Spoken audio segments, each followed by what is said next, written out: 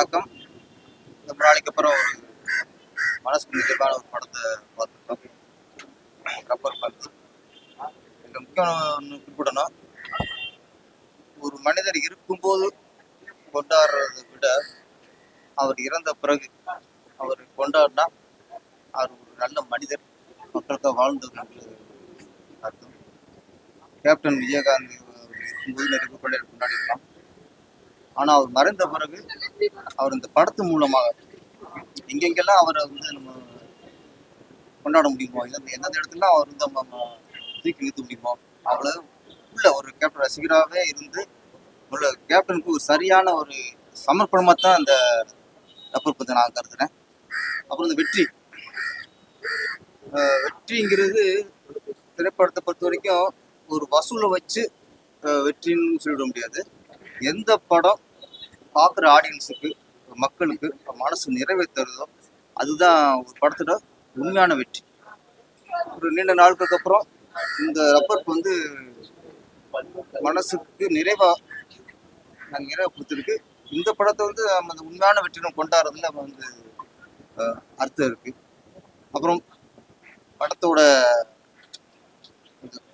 Content புதுசு.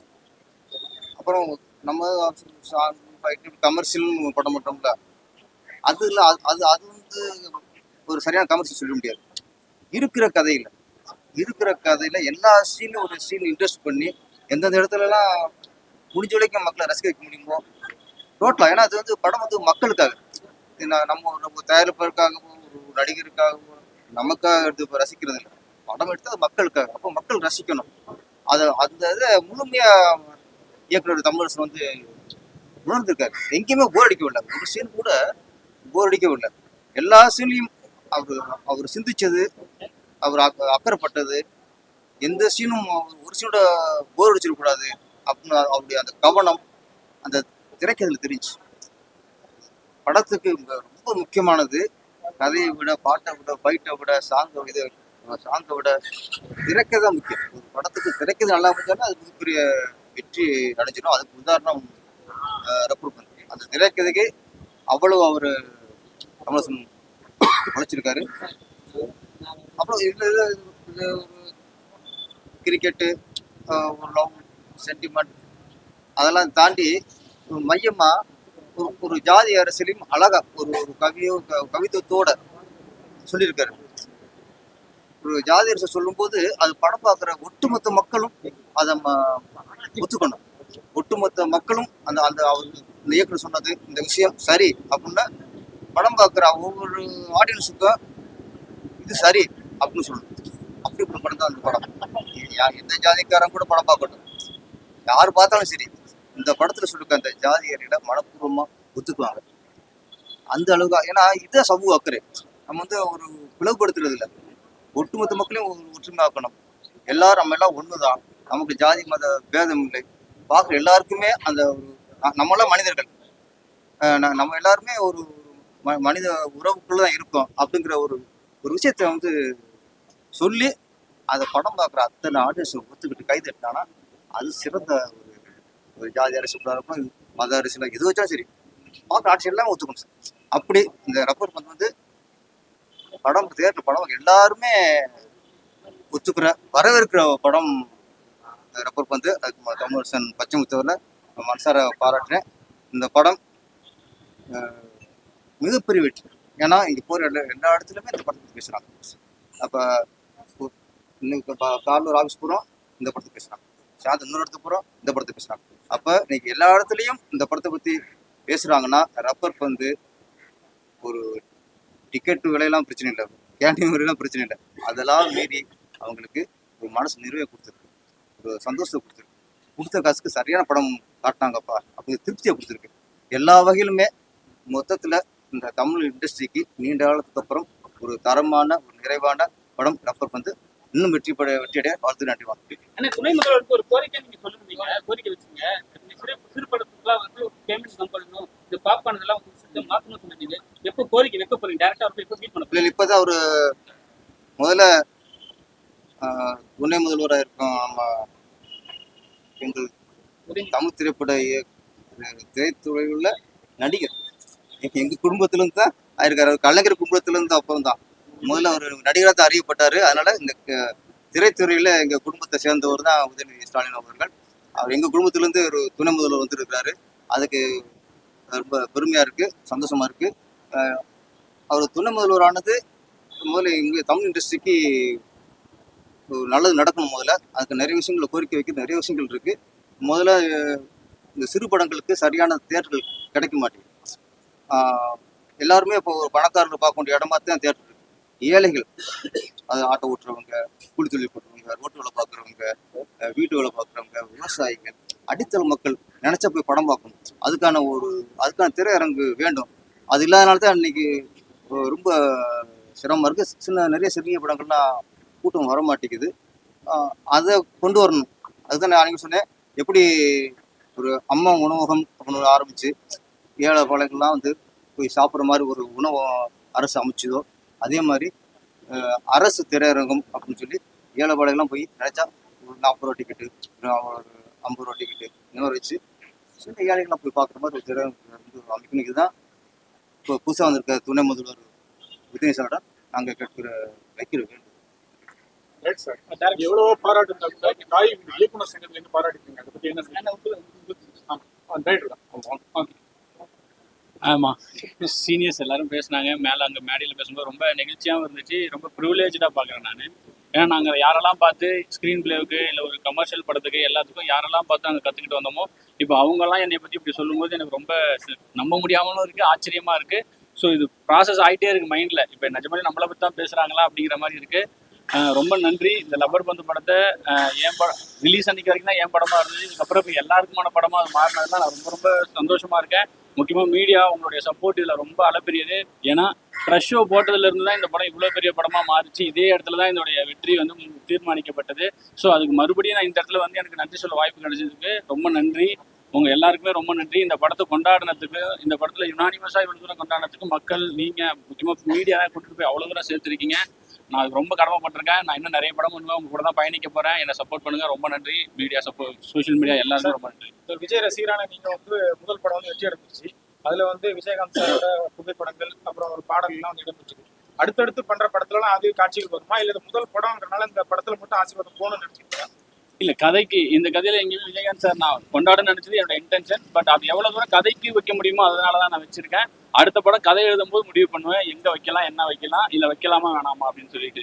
ஏன்னா ஆனால் விஜயகாந்த் சாரை முடிஞ்ச அளவுக்கு கொண்டாட பார்ப்பேன். என்னோட எல்லா படங்களையும் அதை கொண்டாடுறதுக்கான கதையை துருத்தாமல் என்னென்ன பண்ண முடியுமோ. ஏன்னா கதைக்கு தேவையில்லாமல் வச்சாலும் அதுவுமே தப்பாயிரும், அது வேற மாதிரியும் பிரதிபலிக்க ஆரம்பிச்சிடும். ஸோ கதைக்கு என்ன வேணுமோ, கதைக்கு எப்படி வச்சா எனக்கு ஒர்க் ஆகுமோ அப்படிங்கிறத நான் பண்ணுவேன். அதே மாதிரி விஜயகாந்த் சாரை சினிமாவில் மட்டும் இல்லை, நான் நிஜாமே லைஃப்லையும் கொண்டாடிட்டு தான் இருக்கேன். ஸோ எந்நேரமும் கொண்டாடிட்டு தான் இருப்பேன். என்ன படம் பண்ண முடியும் சார்? அது இனிமேல் தான் தெரியும். எழுதுனாதான் தெரியும் என்ன மாதிரி படங்கள். இப்போ இந்த லப்பர் பந்து படத்துல பார்த்துட்டு வந்து நிறைய பேர் உங்களுக்கு ஃபோன் பண்ணி விஷ் பண்ணிருப்பாங்க. அது யாரெல்லாம் சார் விஷ் பண்ணாங்க? இண்டஸ்ட்ரி எல்லாமே 30-40 பேர் இருக்காங்க. அவ்வளோ பேர் ஒருத்தவங்க பேர் சொல்லி இன்னொருத்தவங்க பேர் சொல்லணும், அது ரொம்ப தப்பாயிரும். ஆனால் நான் நினைக்காதவங்க, நான் ரொம்ப மதிக்கிறவங்க எல்லாருமே யுனானிமஸாக பாருனாங்க. இந்த படம் ஹிட் ஆகிடும் எனக்கு தெரியும். ஆனால் இந்த படத்தில் எனக்கு இப்படி ஒரு மரியாதை கிடைக்குங்கிறது நான் டெய்லி யோசிச்சுட்டே இருக்கேன். நம்ம இவ்வளோ மரியாதை சம்பாதிச்சிருக்கோம். ஸோ இப்போ ஏன் நான் அடுத்த படத்துக்கு டக்குன்னு என்னால் இது சொல்லணும்னா, இப்போ இந்த மரியாதைக்கு நம்ம என்ன அடுத்த படம் பண்ண போகிறோம் அப்படிங்கிறது தான் இப்போ என்னோட எண்ணமாக இருக்குது. ஸோ அந்த மரியாதையும் சேர்த்து நம்ம இதை அடுத்த கட்டத்துக்கு எடுத்துகிட்டு போகிறதுக்கு ஒரு கதை பண்ணணும். அந்த கதைக்காக நான் ஒர்க் பண்ண ஆரம்பிக்க போகிறேன். ஸோ அதான் மறுபடியும் சொல்கிறேன், எவ்வளோ சொன்னாலும் பத்தாது. மீடியாவுக்கு, சோஷியல் மீடியா எல்லா பேரில் யாராவது ஒருத்தர் பேர் கூட குறிப்பிட முடியாது. இவங்க எனக்கு வாழ்த்து சொன்னாங்க. அப்போ மீதி 29 பேர் சரி, ஏதாவது பேர் சொல்கிற மாதிரி இல்லை, எல்லாருமே இந்த சோஷியல் மீடியாவில் எல்லாமே வந்திருக்கு. எல்லாருமே எனக்கு பாராட்டினாங்க. எல்லாருமே படத்தில் ஃபோன் பண்ணி அவ்வளோ இதாக சொன்னாங்க, அவங்க படமாக நினச்சி சொன்னாங்க. ஸோ எல்லாருக்குமே நன்றி. அவங்க எல்லாருக்கும் என்னுடைய அன்பு மட்டுமே. எவ்வளோ தேட்டர் போட்டுனா எவ்வளோ தேட்டர் போயிட்டு ரிலீஸ் அன்னைக்கு 225 இருந்துச்சு. இன்னைக்கு ஏதோ அதை விட டெய்லி அதிகமாகிட்டே இருக்குது. அது எனக்கு சரியான கணக்கு ப்ரொடக்ஷனுக்கு தான் தெரியும். ஏன்னா நான் ஒரு கிரியேட்டராக நான் அதுக்குள்ளே விரும்பலை. நான் வந்து கிரிட்டிக்காக எனக்கு என்ன வருதோ அதுதான் என்னுடைய இது வருது. ஏன்னா மற்ற ப்ரொடக்ஷன்ஸ் அவங்க பார்த்துக்கிறாங்க. ஸோ அதில் போனால் நமக்கு தேவையில்லாமல் எக்ஸ்ட்ரா ப்ரெஷர் ஆகும். ஸோ நான் அதில் இது பண்ணலை. பட் ரொம்ப நல்லா போயிட்டு இருக்குன்னு ப்ரொடியூசர்ஸ் ஹாப்பி. எனக்கு அது அவ்வளோதான். நிறைய படம் வெற்றி விழா கொண்டாடுவாங்க, நீங்களும் வெற்றி விழா பண்ணீங்க சரிங்களா. ஆனால் வந்து போஸ்டர் எப்படி யூஸ் பண்ணுறதே கிடையாது. ஏன்னா நிறைய படம் வந்து 5 நாள் வெற்றி, மாபெரும் வெற்றி விழா கொண்டாட்டம் எல்லா இடத்துலையும் போஸ்டர்லாம் விட்டுருவாங்க. நிறைய படத்தை நீங்களும் பார்த்துருப்பீங்க, நாங்களும் பார்த்துருக்கோம். ஏன் உங்கள் படத்தை மட்டும் ப்ரொமோஷன் பண்ணாமல் அப்படியே விட்டுறீங்க? மக்களே பார்த்து என்ஜாய் பண்ணிட்டு இல்லை, அந்த மாதிரிலாம் எதுவுமே யோசிக்கல. எல்லாம் பண்ணிட்டு தான் இருக்கிறோம். எல்லாமே இது பண்ணுறது தான். ப்ராசஸ் ஆகிட்டே தான் இருக்குது. ஒவ்வொரு ப்ரொடக்ஷன் ஒவ்வொரு ஸ்டைல் வச்சிருப்பாங்க. இவங்களுடைய ப்ரொசீஜர் இதா இருக்கலாம், அப்படிதான் அதை பார்க்கலாம். ஏன்னா மக்கள் வந்து இப்போ ஒரு படம் போகணும்னா தெரியும் இந்த இடத்துல தேட்டர் இருக்குன்ட்டு. உங்களுக்கு எந்த போஸ்டரும் இல்லை, எந்த பேனரும் எதுவுமே இல்லை. ஆனா வந்து வெற்றி மட்டும் கொண்டாடினு இருக்காங்க. அது மக்கள் புரியுது. இல்ல பண்ணிட்டு தான் இருக்கும். போஸ்டர் எல்லாமே பண்ணிட்டு தான் இருக்கிறோம். அது தெரியல நீங்க எதை வச்சு அப்படி சொல்றீங்கன்னு.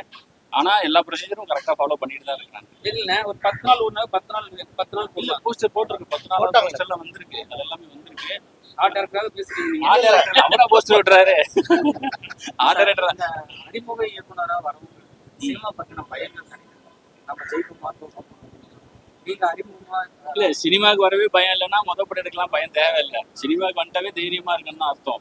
ஸோ இங்க பயப்படுறதுக்குலாம் எதுவுமே இல்லை. அது படம் இல்லை, எல்லா படத்துக்கும் அது இருக்கும். என்னன்னா நம்ம கொஞ்சம் எக்ஸ்ட்ரா இருக்கும், நம்ம அது நம்மளும் அதை புரிஞ்சுக்கிட்டு அதுக்கேற்ற மாதிரி பண்ணணும். நமக்கு அவ்வளவுதான். மற்றபடி இங்க சும்மா அதெல்லாம் ஒரு மாயை தான். எல்லாமே சப்போர்ட் பண்ணுவாங்க. நம்ம ஒரு டேரக்டரா மட்டுமே நம்ம மட்டும் தான் அறிமுகமா இருப்போம், மற்றவங்கலாம் இருப்பாங்க. ஸோ பயப்படலாம் வேணாம். நம்ம சினிமாவுக்கு தைரியமா வந்துட்டோம்ல, படம் எடுக்கும் தைரியமா வந்துடலாம். கதை கண்டென்ட் ஸ்ட்ராங்கா இருக்கலாம், அவ்வளவுதான். அது கொஞ்சம் அதை விட்டு கொடுத்துட வேண்டாம். அந்த படம் டேரக்டா படம் பார்த்தாங்க, உங்ககிட்ட பர்சனலா ஒரு விஷயம் சொல்லியிருப்பாங்க. பர்சனல் இல்லை, எல்லாருக்குமே அதான் சொல்றேன். இது வந்து இப்போ என் படம் மாதிரியே இல்லை, எல்லார் படமும் ஆயிடுச்சு, எல்லாருக்குமா தான் சொல்றாங்க. அது நான் ரொம்ப சந்தோஷப்படுறேன். ஏன்னா இவங்க எல்லாருமே நான் படம் பார்க்க ஆரம்பிச்சு எனக்கு விவரம் தெரிஞ்ச ஆரம்பிச்ச காலத்துல இருந்து இவங்க எல்லாமே அப்பதான் சரண் சாரா இருக்கட்டும், பேரா சாரா இருக்கட்டும், இப்போ செல்லுமணி சாரா இருக்கட்டும், எல்லாருமே. ஸோ அவங்களாம் சொல்லும்போது கொஞ்சம் நெகிழ்ச்சியா இருக்கு. அவ்வளவுதான். ரொம்ப நன்றி. சரண் சார் தான் பேசும்போது சொன்னாரு ஜாதி படத்தை எப்படி எடுக்கணும்ன்றது இந்த படம் ஒரு இலக்கணம் சொன்னாங்க. ரொம்ப சந்தோஷமா தான் இருக்கு. அதான் சொல்றேன்ல, ஒவ்வொருத்தவங்களுக்கும் ஒவ்வொரு ஸ்டைலு. அது அவங்க இது. இப்போ இன்னைக்கு நான் எடுத்தது ஒருத்தவங்க இதை விட பெட்டரா எடுக்கும்போது என்னைய குறை சொல்லுவாங்க. ஸோ அது ஒரு நாள் காலத்துக்கு அப்டேட் ஆகிட்டே போகும். நான் எடுத்தது தான் கரெக்டாக யாராலையுமே சொல்ல முடியாது. இன்னைக்கு இது கரெக்டாக இருக்கும், ஒரு வருஷம் கழிச்சு யோசிக்கும் போது இது என்னை விட பெட்டரா ஒருத்தர் இதானனா அப்போ நான் கம்மியா தெரியுவேன். ஓகேங்களா? அது வந்து அந்த காலத்துக்கு ஏழ மாறும். ஸோ அதனால இது நான் சொந்தம் கொண்டாடவே முடியாது. நான் கரெக்டாக எடுத்துக்கின்னு அவங்க சொல்லலாம், நான் சொல்ல முடியாது. இயக்குனர் ரஜினி சார் ஃபோன் பண்ணி தான் பேசினாங்களா? பேசலாம். ஏன்னா அவரும் வந்து காட்டமா எல்லாத்தையும் போல்டா சொல்லுவாரு, நீங்களும் விஷயத்த சொல்லியிருக்கீங்க. அதுக்கு என்ன உங்களுக்கு? நான் திரும்ப அதே தான் சொல்றேன். அவங்க பார்வை வேற. நான் ஒரே கேள்விக்கு கிட்டத்தட்ட 15 நாளா பதில் சொல்லிட்டே இருக்கிறேன். ஆனா நீங்க வேற ஆன்சர் எதிர்பார்க்குறீங்க என்கிட்ட. ஒரு கேள்வினா அந்த கேள்விக்கு தான் நம்ம பதில், அதே பதில் தான் திரும்ப வரும். ஸோ எங்கிட்ட எத்தனை தடவை வந்தாலும் அதே பதில் தான். அவங்களுக்கும் ஒன்று இருக்கு, அவங்க அனுபவத்துல இருந்து ஒன்று சொல்றாங்க. அது அவங்க விருப்பம். நான் ஆடியன்ஸ் முடிவு பண்ணிப்பாங்க அதை. ஓகேங்களா? நான் இப்போ சொல்றேன், அதே தான். பாதிக்கப்பட்டவங்க அவருக்கு இதை பத்தி சொன்னீங்களா? யாருக்கிட்ட? அவர் அதை பத்தி கேட்கவே இல்லையே என்கிட்ட. அவர் என்ன வாழ்த்தினாரு, ரொம்ப நல்லா பண்ணியிருக்கா அப்படின்னு தான் சொன்னாரு. தவிர இந்த மாதிரிலாம் அவர் எதுவுமே சொல்ல. ஆக்சுவலாக அவர் என்ன ஒரு ஜூனியரா பார்த்து ரொம்ப நல்லா பண்ணியிருக்கா, ரொம்ப நல்லா வருவேன் அப்படின்னு தான் சொல்லியிருக்காரு. ஸோ அதான் எல்லாரோட அன்பும் இருக்கு. நான் அதுக்கு இருந்தாலும் அடுத்து என்ன பண்ணணும்னு தான் பார்க்கணும். அவர் ரொம்ப பிடிச்சிருக்குனாரு. ஆக்சுவலா அவருக்கு தான் ரொம்ப நன்றி கடன் பட்டிருக்கேன், அருண்ராஜா சாருக்கு. அவர் வந்து என்ன பர்சனலா அவ்வளோ பண்ணியிருக்காரு. இன்னும் சொல்லப்போனா நானும் ரொம்ப ஒரு தாழ்வு மண்மையான ஒருத்தவன். எனக்கு கான்ஃபிடென்ட் கொடுத்து என்னை படம் பண்ண வச்சது, இவ்வளோ சீக்கிரம் இந்த கம்பெனிக்கு அனுப்பி படம் பண்ண சொன்னது, இன்னைக்கு நான் இங்கே நிற்கிறது எல்லாத்துக்குமே ஒரு மெயின் ரீசன் சினிமாவில் யாருன்னா அது எனக்கு அவர் தான். ஸோ அவருக்கு நான் ரொம்ப கடமைப்பட்டிருக்கேன். இது எல்லாத்தையும் தாண்டி பர்சனலாகவே நான் அவ்வளோக்கு இதாக இருக்கேன். ஸோ எப்பயுமே அவருக்கான மரியாதையும் அவருக்கான இடமே என்கிட்ட இருக்கு. ஸோ ரொம்ப நன்றி சார். இப்போ மறுபடியும் இதை சொல்றதுக்கு ஒரு வாய்ப்பாக எடுத்துக்கிறேன். அருண்ராஜா இது எல்லாத்துக்கும் அருண்ராஜா காந்தா சார், நீங்களும் முக்கியமான ஒரு பில்லர் எங்கள் லைஃப்ல. ஸோ ரொம்ப நன்றி சார். அது இன்டென்ஷன் இல்லை, அந்த கதைக்கு அவர் வந்தாரு, அது மாறிடுச்சு, மக்கள் அதை ஏத்துக்கிட்டாங்க, அவ்வளவுதான். அதுல என்னுடைய இது என்னன்னா எழுதுனது, பட் இதெல்லாம் நடக்குமான்னு ஆசைதான் போட்ட மாதிரி நடந்துருச்சு. அது கொண்டாடாது மக்கள். ஸோ அவங்க கிட்ட கதை பண்ணாதான் பார்ட் 2 எல்லாமே. அதனால பார்க்கலாம் எல்லாமே. ரொம்ப நன்றி.